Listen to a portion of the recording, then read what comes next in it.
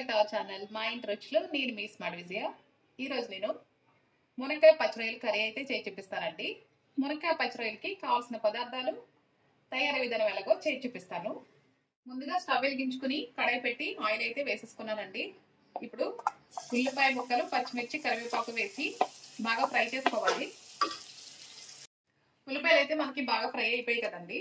ఇప్పుడు క్లీన్ చేసి పెట్టుకున్న పచ్చిరొయ్యలను అయితే ఇందులో వేసేసుకుంటున్నాను. వేసేసుకుని ఒక 2-3 నిమిషాలు అయితే ఫ్రై చేసుకోవాలి. ఇప్పుడు మనం మునక్కాయలు కూడా వేసేసుకుందామండి. ఇప్పుడు రెండు బాగా కలిపేసుకుని మీడియం ఫ్లేమ్లో ఒక 5 నిమిషాలు అయితే బాగా మగ్గించుకోవాలి.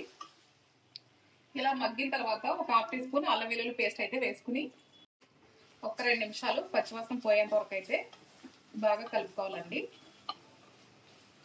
ఇలా కలిపేసుకుని ఇప్పుడు టమాటా ముక్కలు కూడా వేసేసుకుందాము.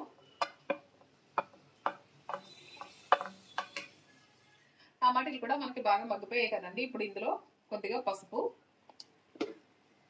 అలాగే కారం, రుచికి సరిపడా ఉప్పు ఇవి ఒకసారి మనం బాగా కలిపేసుకుని కొద్దిగా వాటర్ అయితే వేసుకుందామండి. వాటర్ వేసుకున్న తర్వాత మీడియం ఫ్లేమ్లో ఒక 10 నిమిషాలు అయితే ఉడికించుకోవాలి. చూసారు కదండి, మనకి కర్రీ అయితే దగ్గర పడింది కదా.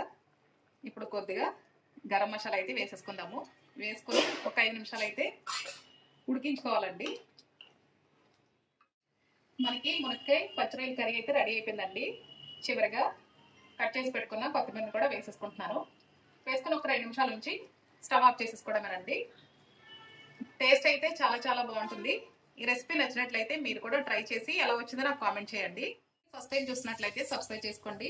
మరొక రెసిపీతో మళ్ళీ మీ ముందుకు వస్తాను. Thanks for watching. బాయ్ అండి.